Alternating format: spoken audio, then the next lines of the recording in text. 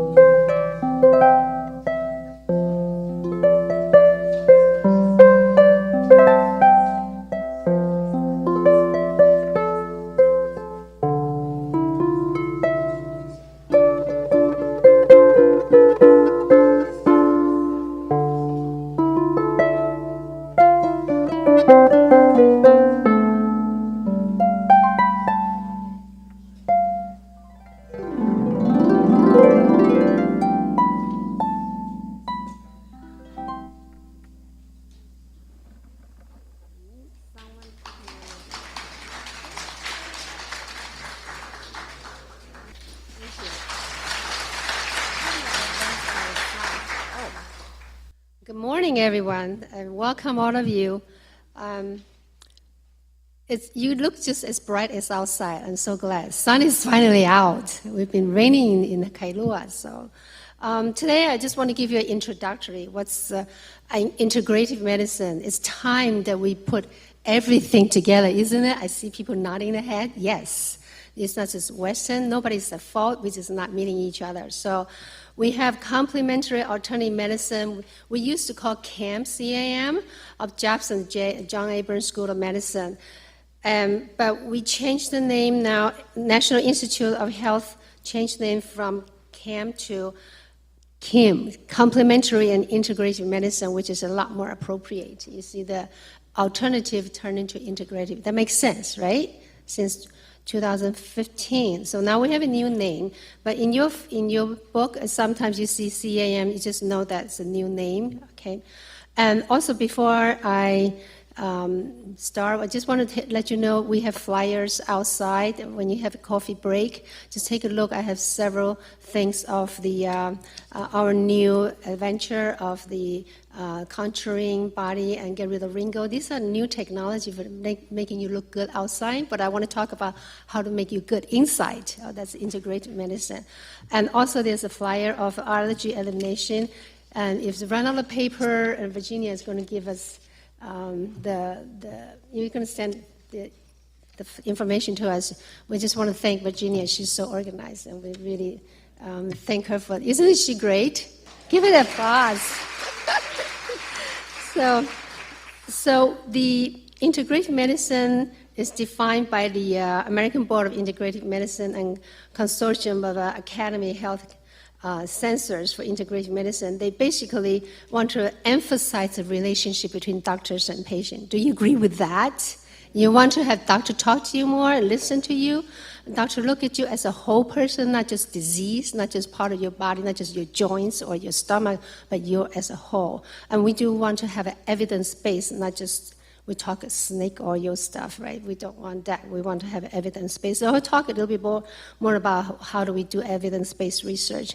So if you look at these specialties in American Board of Physicians Specialists, and now you see integrative medicine is part of it. Isn't that great? This is very new. So the rest of the specialties you're familiar with. So now it's part of the mainstream. It's inching into it. So it's really wonderful. And if you've ever been in Kailua, that's where I see the ocean. That's from my beach, Kailua Beach. Isn't it pretty? I'm sure you all see something like this in where you live. So there's a lot of integrative medicine, for example, aromatherapy, chiropractic supplements, electromagnetic field, homeopathic. But I want to mention naturopathic medicine also, osteopathic. There's a lot of, the list is not ended here, okay, there's a lot more. So Cam in Hawaii. Hawaii is really a very best place for this type of practice because we have a blend culture, we have different ethnic group, and everybody is doing this stuff. So we really want Hawaii to be the center of the integrative medicine, and we are establishing that. So our medical school is working with the Beijing University of Chinese Medicine. We want to establish that relationship and do the exchange of scholar and get medical students or doctors or people. We will have exchange from Beijing and Hawaii, and then we will blossom to the United States. So this is a project we are working on. Look at the JABSOM on top, and then the Beijing University of Chinese Medicine. They're huge. They even have a museum. This is the best information of the world about Chinese medicines were in Beijing, the capital city, and you can see that they're very well established. So this is a very good collaboration for us. We're very excited about that. So I want to emphasize the difference between the conventional medicine and Chinese medicine. By the way, I have 57 slides and I have only 50 minutes to talk about, so I'm going to fly it. But it just gives you an outline so you have it. Everything is in there is an hour of talk, so you can see I'm just flying through, but just give you introductory. And you see the difference, vast difference. Does that make sense to you? The Western medicine is about machine. We measure everything, right? The number, your lab, all of your pictures of who you are inside of your body. It's very mechanical. But in the Eastern medicine, we talk about a human as a garden. We in sync with nature. And so that's how the difference, yeah. So it's a wonderful book if you have a chance to read about it. But it's all about this word, qi. And my husband is an anesthesiologist, and he's an American, very scientific person. He said, don't ever tell your audience qi. As an American audience don't understand qi, don't ever mention it. I say, if you don't talk about qi in Chinese medicine, just like you don't speak rice in Chinese cooking. That just doesn't make sense. Okay, so you don't like this word. It's actually pictogram. You see the rice is in that word. Let me see. You see that word? Anybody read Chinese? Actually, qi has a rice. This carries a rice. And here is a vapor. So you cook rice with vapor, go out and form that energy. So see, qi and rice are very connected. And so other culture talk about it. Pneuma, Greek, prana is India, and Hawaiian call mana, right? You heard of that, mana? So it's not new. It's very ancient, and just we are not familiar with. So I say, okay, wise guy, if you don't like to talk about qi, what would you say? Okay, psychoneuroimmunoendocrine system. Are you happy with that? Yes, it covers everything. It covers your emotion, covers your nerve, covers your immune system, the endocrine system. Qi covers everything. So you cannot not talk about qi when you talk about Chinese medicine. That's the fundamental thing. And then you've seen this thing, right? So what does that mean? This white part is yang, and the dark part, the black part is yin. Yin, Y-I-N, yang. So it's a yin and yang balance, not yin and yang. If you want to speak Mandarin, say yang, okay? Otherwise you speak Chinese, English, yang. So yin and yang. So what does it mean is they are revolving around each other. They will balance each other. And when you reach to the maximum yang, it's give birth to the yin, and then yin will start grow, and all the way to maximum yin, and then yang will start. So inside the yang, there's yin. inside of yin, there's yang. They go around and around. So it cannot exist without each other. It's all about balance. So this is another year of learnings, but just give you a very quick introduction. And you know, the symbol is about balance, about opposite balance. But if we attribute this concept to the, this is another way to let you understand why yin and yang and yin are all connected. For example, daytime is yang time. Yang time, you got sun here, and then you got shadow. So during the daytime, the shadow part is yin, and the sunny part is yang. And the nighttime is basically a yin time compared with the sun. This is yang, that's yin. But you have seen yourself shadow under the moonlight, right? The light, the little part is yang part, and this is a yin part. So you can see it's intertwined, very, very connect to each other. If you attribute that to medicine, to human body, and feminine, we have a yin character and the yang character. Feminine is more yin energy, masculine is more yang energy, and interior is considered yin, exterior considered yang, lower part considered yin, upper part considered yang, right side is yin, and left side is yang. And my colleague told me something I never forget. He said, just remember, woman is always right. So yin is on the right side. And so I never forget that one. And abdomen, consider yin, comparing with the back is the yang. And zang, the solid organ is like your heart, liver, spleen, those are solid. And solid organ is a yin. And hollow organ is moving. That's like your stomach, your intestine, your gallbladder, urinary bladder, they're moving, so they are yang. And then the blood is moving, so it's a yin, and qi is actually very active. So anything active, hot, moving is all yang character. Quiet, nourishing, and loving, those are yin character. Very basic. Another very important concept of Chinese medicine is the 5 elements. That's another year of learning. So I'm going to give you 3 minutes of talk about this. But it's very important because this helped me put everything together. And for example, the elemental theory, we have wood, fire, earth, metal, and water. You can put all of universe phenomena in this 5 elements. It's a huge chart. And what important to me is, here you say liver, organ liver, houses the ethereal soul, and anger would affect liver. And heart houses the mind, and your depression, anxiety would affect the heart. Spleen houses your thoughts, so worry too much will affect your spleen. Lungs houses the corporeal soul or grief. People grieve too much, they can't breathe. It's because it affects the lung. And kidney is willpower, and also fear would affect the kidney. So this is just very brief, tell you how that make me connect everything together. And again, these are the very common emotions we have. We have anger, with joy, worry, pensiveness, sadness, fear, shock. You can see all this will affect our organs. And you can go to your note and take a look at them.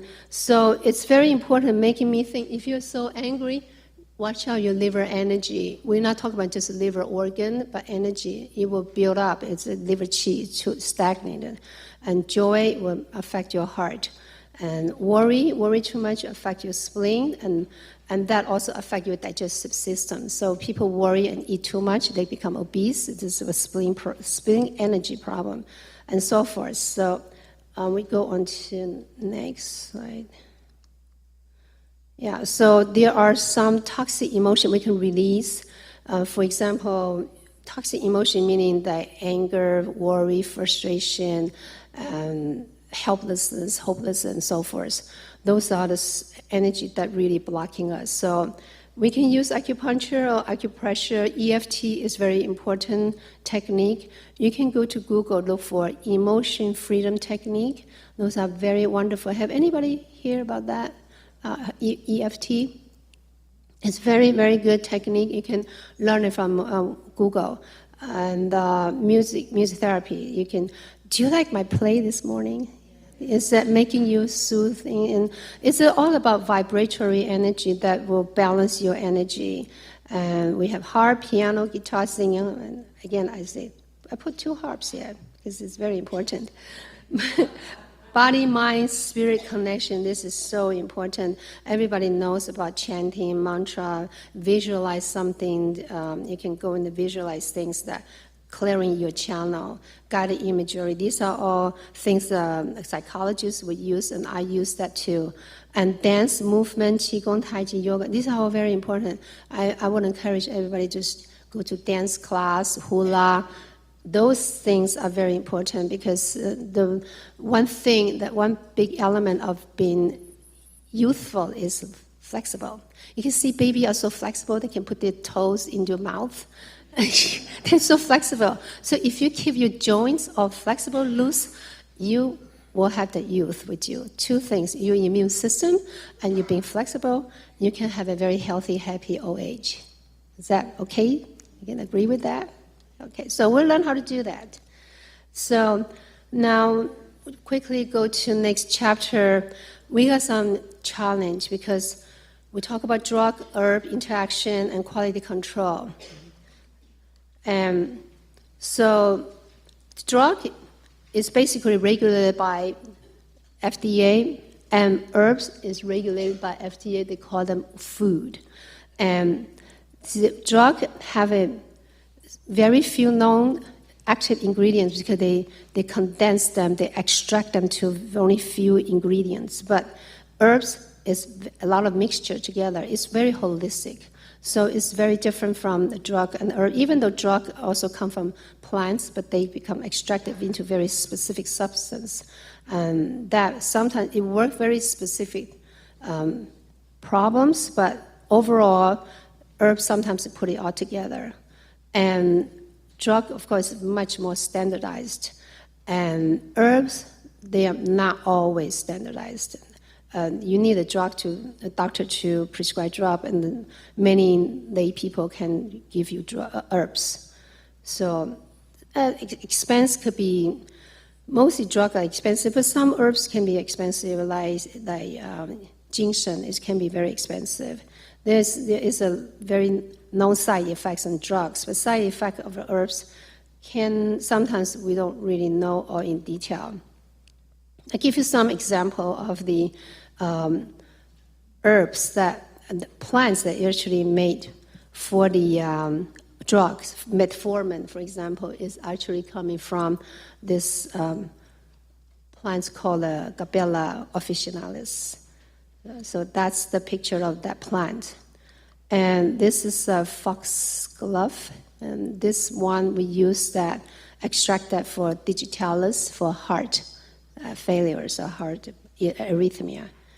And this one is the Artemisia annua. This is become very famous herb, Qinghao.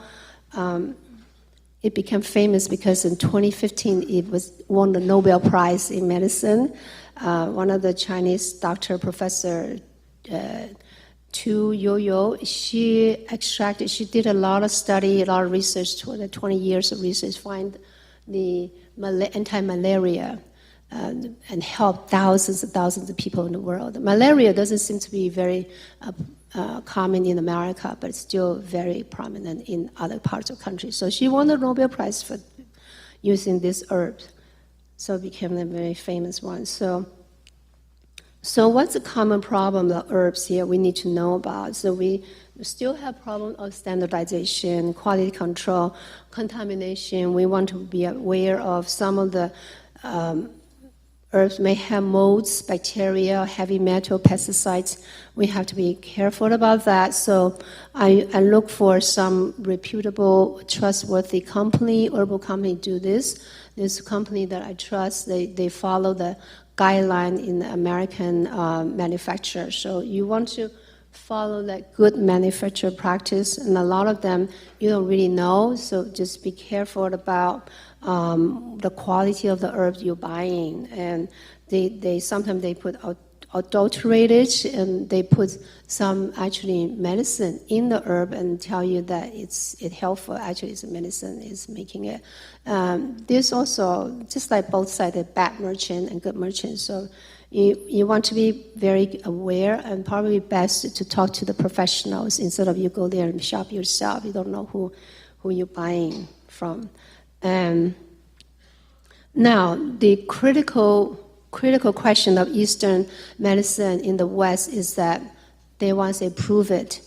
Do you have evidence? You say this is good. What proof do you have? That's very important questions, because in the East, they just say, okay, my ancestors say that this is 1,000 years been practiced in China, we just do it.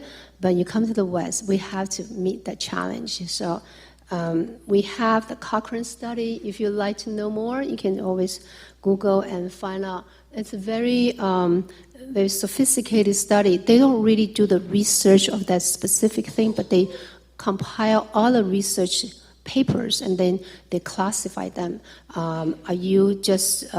classify that you just do the expert witness of this expert's experience, opinion, or you have a single blind, a double blind. So they classify that, and then they publish, say, okay, this is really a good method. It could be herb, could be acupuncture, could be anything. Even Western medicine also have to go through Cochrane studies.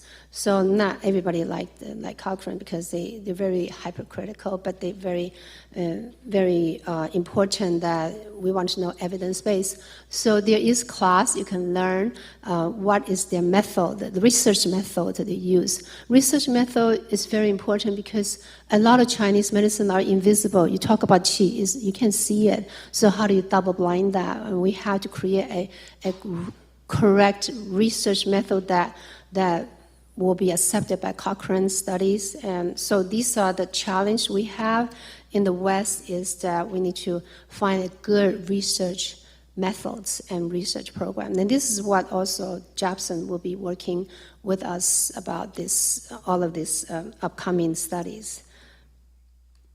And so in other words, how do you know if one treatment will work better than the other, or if it will do more harm than good? So we really have to answer the critical question.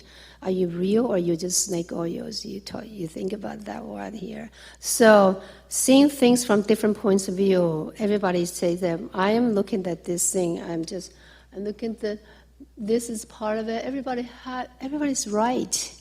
We're just only missing the whole big pictures here. So I want to give you a example of degenerative disease, how we use integrative medicine. Degenerative disease has many different things. It could be arthritis, could be Alzheimer's, could be any neurological problems. But I'm using the diabetes to give an example. This is just how we can treat this insulin-resistant metabolic syndrome. We call syndrome X. If you fit this criteria, if you have 3 or more of these criteria: elevated fasting glucose, elevated triglyceride, or reduced high-density lipoprotein, cholesterol, or you have hypertension or central obesity. You know what's a central obesity, right? The belly pop out, and they have obesity on the hip. The central obesity is considered part of that syndrome X. If you got 3 or more of this, you have metabolic syndrome X. So how do we treat this from the integrative medicine point of view? Because look at this. If you have a high glucose, the Western doctor will give you either metformin to give you lower the cholesterol, lower the glucose, or even give you insulin if you have a insulin problem. And the triglyceride, they will give you the statin, right? And hypertension, of course, we have antihypertensive drug. And obesity, sometimes they give you some drug to reduce weight. But what do we do with integrative medicine? So I'll just give you some statistics first. This obesity is really a big problem here. I see most of you here are very healthy people. That's why you're here, right? Because you already want to maintain your health. But obesity is really a big problem. If you look at the picture here, from the light blue to all the way to red, you can see the map we have here. This is only up to 12 years ago. You can see the colors are changing. It's like getting more and more people are obese. Look at Hawaii. We are here. We got a lot of big people here in Hawaii. And this, I'm sure now, if we do that statistics, it's going to get more and more. We're just getting bigger and bigger. And you see that by 2025, and most of the world is going to be all obese. And I think that South America will be a problem here. So just give you an awareness that we need to be careful about our eating lifestyle to prevent. So we're just going to some treatment. What do we do with the metabolic syndrome? Other than give them the insulin or metformin or antihypertensive drug, we will do lifestyle intervention. We talk about exercise. We definitely want to go into weight loss program, clean air, reduce stress. I will talk a little bit about that in a few minutes. And the nutrition, Mediterranean diet. We have all kinds of diet we can talk about. And low glycemic index foods, those foods that will not increase your blood sugar. And mind-body therapy, these are more related to the stress. And nutraceutical supplements. Nutraceutical means that it's more pharmacological grade nutrients, so they target specific problems. So, but it still is nutrients, supplements. Botanical mean herbs, and we can use drugs. Yes, surgery. You see the difference between the integrative medicine and the regular medicine. We put them in the last. We put them here. This is our Western medicine. That makes sense. Not undermine them, but we can use these first. Makes sense? Okay, so metabolic syndrome can be treated. It's reversible from my point of view. Let's just understand that part. How do we do that? So, sorry, close. Due to burnout. Stress management is so important. So there is a difference between stress out and burnout. Stress is we are over-engaged. The other one, burnout, we are disengaged. And emotion, we overreact. We're still stressful. We're very reactive to it. Burnout is just like blunted. Person doesn't care. And we are very hyperactive when we're stressed. And burnout, people feel helpless or hopeless. And the stress, we have a loss of energy, but burnout, you don't have any more motivation, you loss of hope. And the stress will lead to anxiety disorder. The burnout will lead to detachment and depression. So in the stress level, you really damage physical, but the burnout is emotion and spiritual levels. So stress people can be short in your life, but the people burn out is that they have no meaning of life. So you can tell the person is stressed or burnout from this character, and you can help people identify this and get them for help. They cannot do it all by themselves. And this is typical depict of what's a stress out. Yeah, it's burning to ashes, burnout. There's nothing left if in the ashes. Yeah, and you've seen people like that, have you? That they just lost motivation. They just don't want to live anymore. But these are reversible. We will talk about how to help our brain to get the correct neurotransmitter back to, the happy neurotransmitter like dopamine or like endorphin, endogenous morphine. Even just laughter, just love can increase your endorphin. So let's help each other to bring that up so we won't get burnout. Stress and burnout management. Yeah, we can say, well, actually, many people come to my office, they finally change their job or move location because they realize that the job is killing them. It's not worth their life for that. And take vacation or cognitive behavior therapy. This is a very, very good technique to follow. You can find a practitioner to help you on that. Assertiveness training and also drug to protect brain. These all depend on the symptoms. That's not my first choice. And acupuncture, qigong, tai chi, music therapy, diet, exercise. And also, you can go to this website. They have a different website, the emotion freedom technique. It's very, very helpful. It's a tapping, you do affirmation and tell your body, even though I have this stress, even though I'm so angry at so-and-so, I deeply and completely accept myself without judgment. Saying something like that, or even change your words, say, I can be a loving peace and harmony while I'm dealing with this problem. And just tap it, show you how to do that. Go to that website, and there's many other websites coming up, and just learn that. And also, if you want, you can find practitioner help you to learn this technique. It's very easy to learn, very effective. So the movement, the qigong, the tai chi, and here spiritual and emotional well-being is. We need to find out why you're living here. What is your purpose of life? And you want to manifest the purpose, and you want to learn. This is so important. Our life is to learn, to grow, and to serve. To serve not with serving with suffering. You serve with love and joy. Serving meaning can be anything. Just cooking a big meal for your family is a serving. But when you're cooking, you want to be putting love and joy, not complaining when you're cooking. Because all your bad qi go into food, everybody eats your bad qi.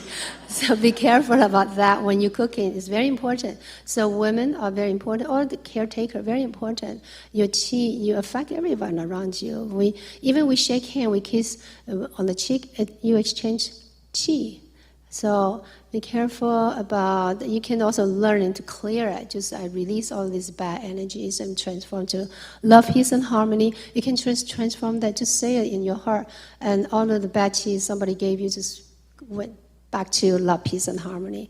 You can do it. Don't think that somebody else do it for you. You have a power to heal yourself. Believe that. So to learn again, or to learn to grow, to serve with love and joy. I want to emphasize that. So what are you learning? First, you want to self-recognize who you are, how you accept yourself. I find out that we are very hypercritical to ourselves because we have been told from parents as a young age and to school, can you just make a little bit, okay, you are B, can you be a B plus? Have you heard of that? Oh, you are A now, can you be an A plus? I just never make it just a little bit.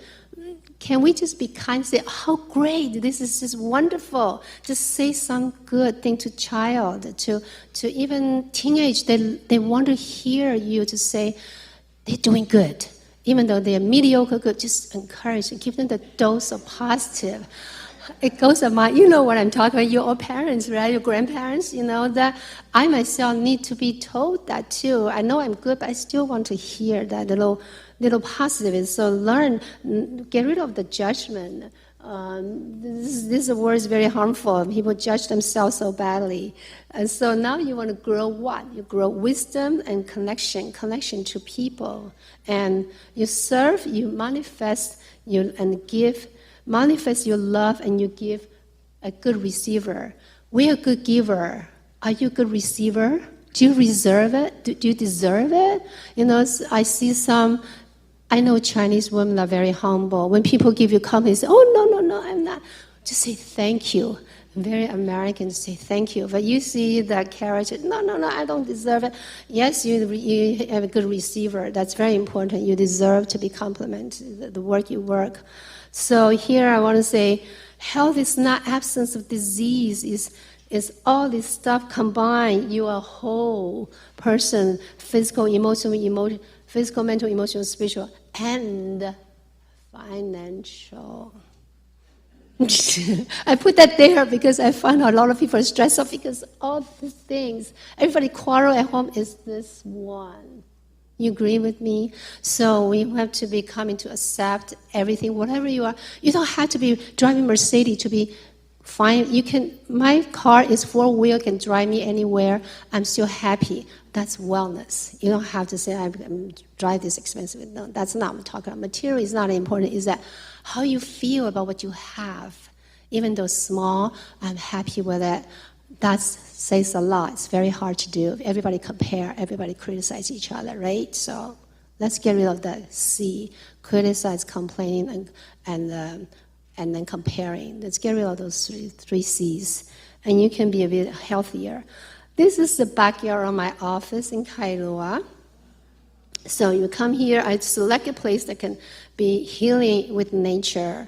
And my office is not at 4 walls because I do chi work and then everything come out and then you have to go to the nature. If I just prescribe drop, I don't care, just 4 walls, regular building is fine. But this is very important for my work. So lifestyle management, you can do meditation, I do Qigong, but yoga and EFT, these are the stuff that I'm doing in therapeutic heart, what I do in my office, but there's a lot more other things that you see a lot of teachers doing different lifestyle management. But this is a very interesting thing about Chinese word, character. You know, Chinese characters are pictogram. For example, this word, this is medicine, but it has 3 components. The top one is herb, and this bottom one's music. Actually, if you write the bottom, there's music. But you break this word into 3 components. Each one is a different word. This middle one, that's white color, that's actually represents the metal element. Wood is on the bottom here. That's the wood element. That's the liver and the anger issues connected to this. And this word is the silk. They use the silk for the musical strings. So in the old time, the strings are made of silk. So with these elements together with the silk is music. So the music plus herb is medicine. Okay, just to tell you that the Chinese word is pretty amazing. So there's another very well-known Fabien Maman, the French researcher. He used the tuning fork A440. That's the one that we use to tune all the orchestral instruments. We know in orchestra, the violinist, he would play A440. That's everybody tuning that. So he used a tuning fork and exposed to the cancer cell. He found out the cancer cell at the end of 21 minutes, the cell membrane start breaking up and disintegrate. So this is the beginning of research to find out that vibrational energy can break the cell membranes. And that's why music has an effect on my heart. It's so vibratory energy. It's coming going into your body and really affect your chi. That's why I keep talking about chi, because all of this thing is vibratory energies. It can balance you. And healing effect of music, of course, you can take a quick look. It's just the vibratory energy that I'm talking about can balance you. And this is the harp that I use for patients, and that's I do a lot of that when I'm doing the acupuncture. Sometimes it's put the needle in, and I just play the harp in the background. So the vibratory energy is very, very subtle. You don't have to see that much. Just like you can feel the chi in your palms. And if you put your palm, when you go home tonight, very quiet room, and put your hand together, and then slowly open, very slow space, and just feel the energy between your palms, and go open it a little bit, and then close, open it a little bit, close. You can be breathing. When you breathe with your hand open, and breathe out, you just hand closed, but don't touch it. You can feel the energy in between your palms. That's chi. So if people say it doesn't exist, I say, but I feel it. Just like people say there's no electricity, right? 300 years ago, people don't know electricity. And you tell people that I can switch something on the wall and the light lit up at night, they think you're crazy, right? But now it's just all there. It's electricity you can see, but it exists. Chi you can see, but you can feel it. And it's actually inside of you and making you all the problem if you have stress. So this is what I have. I have a lot of things that I want to talk about, but I want to leave something for everybody to think about. But one thing I want to mention about, take a look of this. This is our new equipment in the office. We acquired this 2 years ago when the company came to my office, because I look at the mirror, I say, I don't want to look like my grandmother with all of these wrinkles start sinking out. So, and I don't want to have plastic surgery either. I don't want to have Botox, I don't want to have that either. So this machine is a laser, and they can help you. There's very specific frequency, wavelength, go into your dermis and then help your collagen fiber and help your elastin fiber to grow. So that will naturally, it's non-invasive and naturally bring your, smooth your wrinkle or get rid of your pigments. And there's another machine will get rid of stubborn fat. For people, doesn't matter how much workout you do, still have the pouch of the fat. For example, for me, I have a little pouch on my abdomen. When you wear Chinese qipao, very tight, pop out, right? And that's not acceptable. So we're gonna have to get rid of it. And it's very simple. You put the pack in the area, and the laser beam come in and just melt the fat. It will break the fat cell brain, and the fat leaks out in the lymphatic channel will drain it. Very natural. It takes 6 weeks. It's not like a liposuction. In the plastic surgeon go in there and suck it out. It's risky. This is non-invasive. You use it, and the next moment you go to party. And also, we also have the machine that will get rid of stubborn, the unwanted, stupid tattoo. You know, some people put tattoo, girlfriend's tattoo on their chest and they marry somebody else. We can get rid of that. You've seen that, right? And the tattoo is such a big industry. Everybody put everything on the skin. I don't know what the effect to it in the long run, because it's all the meridians around your skin, and just put the dye into your skin. I don't know. That's not my take, but it's a huge industry. But people don't like it, we can remove it. And the hair that people don't like, certain hair on the body, instead of waxing it, this machine can do. So anyway, if you're interested, it's all by the coffee table. Take a look.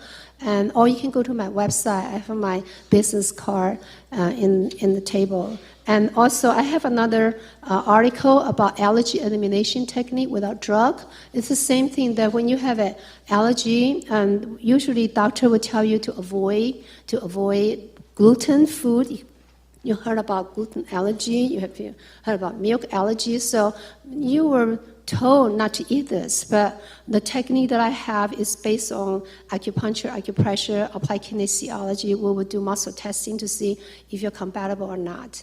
So in those situations, we can use this technique without drug and reprogram your brain, so you are able to eat those food forever and not having symptoms. So I have those articles there on the table, and also, again, I say that Virginia is going to send to you. So welcome to call me or talk to your practitioner while you read those information. It's a lot of information. I'm trying to condense it to give me introduction and open your mind so you know where to look for, other than just drugs. Drugs is not the only thing. It's not bad, but that's not the only solution you have. And that would be including for cancer, degenerative disease, for Parkinson. I just want to mention real quick about music therapy for Parkinson, and they have done this research. And they have a little sensor, put the little sensor on the feet of the Parkinson people, and Parkinson's disease people don't walk very well, they shuffle.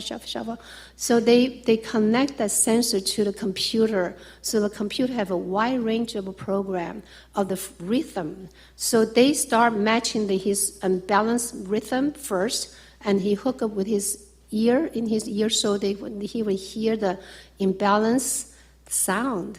And then slowly we start we trick them. So we start dial the knot to become more rhythm, and then slowly his movement is going to become, when he listens to it, his movement become more balanced. So he become walking like this.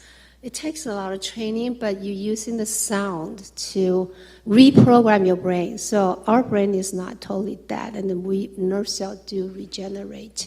And so vitamin B is very, very good for nerve. Vitamin B6, those. So you need to have a very well-balanced vitamin supplement to help your brain regenerate. So Alzheimer's, again, the memory cells, you do the music therapy. These are all very good for the healthy old people to maintain healthy instead of become forgetful, and your brain is not functioning, just become active, dance, singing, have fun. Can we do that? Yes.